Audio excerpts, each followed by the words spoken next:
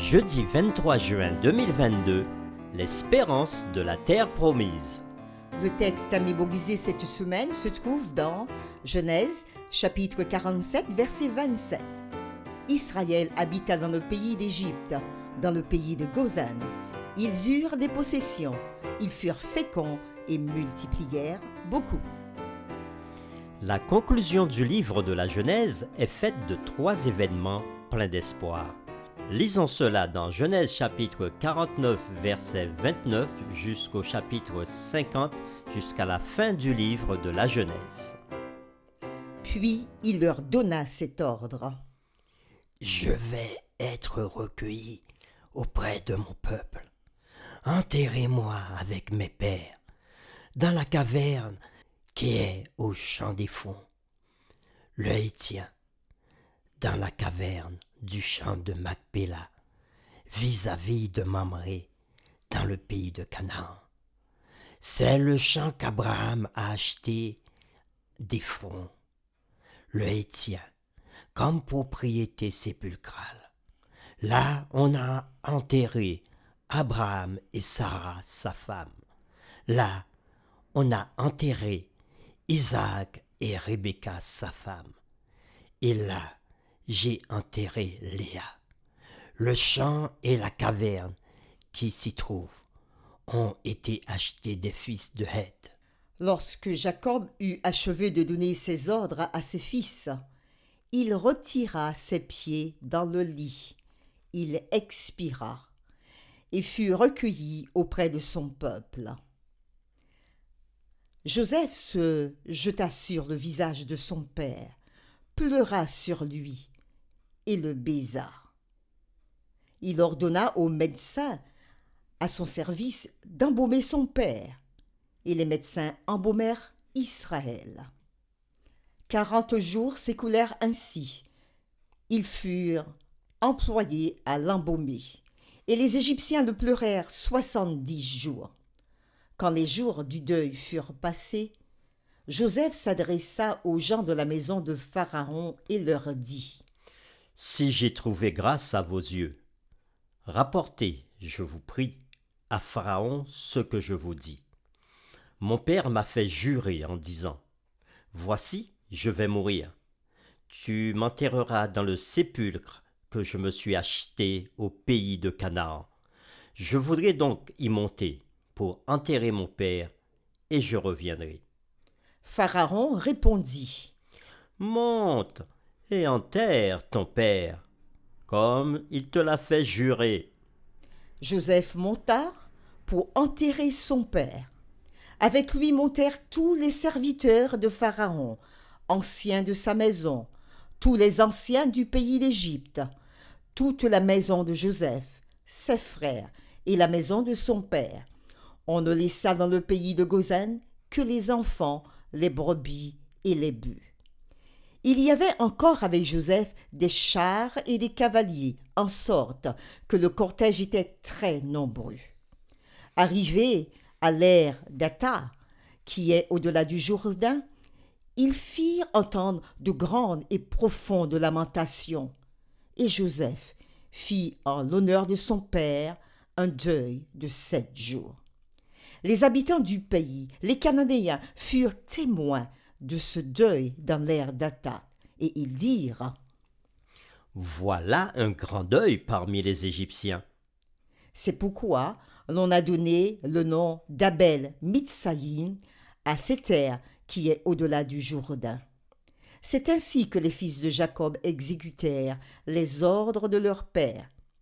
Ils le transportèrent au pays de Canaan et l'enterrèrent dans la caverne du champ de Macpéla qu'Abraham avait acheté d'Éphron, le Hétien, comme propriété sépulcrale, et qui est vis-à-vis de Mamré. Joseph, après avoir enterré son père, retourna en Égypte avec ses frères et tous ceux qui étaient montés avec lui pour enterrer son père. Quand les frères de Joseph virent que leur père était mort, ils dirent : si Joseph nous prenait en haine et nous rendait tout le mal que nous lui avons fait. Et ils firent dire à Joseph : ton père a donné cet ordre avant de mourir. vous parlerez ainsi à Joseph. Oh, pardonne le crime de tes frères et leurs péchés, car ils t'ont fait du mal. Pardonne maintenant le péché des serviteurs du Dieu de ton père. Joseph pleura en entendant ces paroles. Ses frères vinrent eux-mêmes se prosterner devant lui, et ils dirent: Nous sommes tes serviteurs. Joseph leur dit: Soyez sans crainte, car suis-je à la place de Dieu? Vous aviez médité de me faire du mal. Dieu l'a changé en bien pour accomplir ce qui arrive aujourd'hui, pour sauver la vie à un peuple nombreux. Soyez donc sans crainte. Je vous entretiendrai, vous et vos enfants. Et il les consola en parlant à leur cœur. Joseph demeura en Égypte, lui et la maison de son père. Il vécut 110 ans. Joseph vit les fils d'Éphraïm jusqu'à la 3e génération, et les fils de Makir, fils de Manassé, naquirent sur ses genoux. Joseph dit à ses frères: Je vais mourir, mais Dieu vous visitera, et il vous fera remonter de ce pays-ci dans le pays qu'il a juré de donner à Abraham, à Isaac et à Jacob. Joseph fit jurer les fils d'Israël en disant: Dieu vous visitera, et vous ferez remonter mes eaux loin d'ici. Joseph mourut, âgé de 110 ans. On l'embauma et on le mit dans un cercueil en Égypte. Nous reprenons notre question pour y répondre. Quel grand thème d'espérance trouve-t-on dans la conclusion du livre de la Genèse? Dans la conclusion du livre de la Genèse, nous trouvons trois grands événements, pleins d'espoir. Le premier, c'est l'espoir qu'Israël retourne à la terre promise. Le second événement est le fait que Dieu transformera le mal en bien. Et pour le troisième, il s'agit de l'espoir que Dieu sauvera l'humanité déchue. Repassons ces trois événements en revue. Le premier événement est l'espoir qu'Israël retournera à la terre promise. Moïse, l'auteur de la Genèse, décrit la mort et l'enterrement de Jacob et de Joseph comme des événements pointant vers la terre promise. Immédiatement après sa bénédiction et sa prophétie sur les 12 tribus d'Israël, Jacob pensa à sa mort et chargea ses fils de l'enterrer à Canaan, à la grotte de Macpéla, où Sarah était enterrée. Le récit décrivant le cortège funèbre vers Canaan devient un précurseur, plusieurs siècles plus tard, de l'exode d'Égypte. Deuxièmement, il s'agit de l'espoir que Dieu transformera le mal en bien. Après la mort et l'enterrement de Jacob, les frères de Joseph s'inquiétaient pour leur avenir. Ils avaient peur que Joseph ne prenne sa revanche. Ils allèrent à Joseph et se prosternèrent devant lui, prêts à devenir ses serviteurs. Un scénario qui rappelle les rêves prophétiques de Joseph. Joseph les rassura et leur dit: « Soyez sans crainte. » Ces paroles « Soyez sans crainte » ou encore « Ne craignez point » sont les mêmes que celles que Dieu a utilisées pour rassurer Abraham sur son avenir. Mais pour apaiser la tension des frères avec Joseph, Joseph se place sur le même plan humain et il va leur dire cette nouvelle expression: « Suis-je à la place de Dieu ?» Jacob lui-même utilisera cette même expression « Suis-je à la place de Dieu ?» quand il parlera avec Rachel, quand Rachel viendra se plaindre d'être restée stérile. Cependant, pour Joseph, c'est différent. Alors que Jacob, ses paroles étaient l'expression de sa colère, pour Joseph, elle exprime son amour envers ses frères et sont destinées à apaiser leur inquiétude. Lorsque Joseph, de manière inattendue, fait référence à Dieu, il affirme que le pardon humain implique le pardon divin. Joseph ne se contente pas d'accorder le pardon à ses frères, il leur enlève leur sentiment de culpabilité. Enfin, ils peuvent maintenant faire face à Joseph et affronter l'avenir.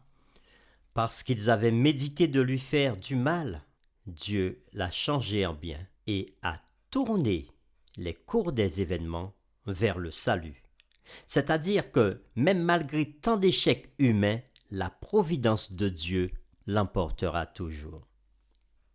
Le troisième grand événement d'espoir que nous trouvons à la fin et dans la conclusion du livre de la Genèse, c'est que Dieu sauvera l'humanité déchue.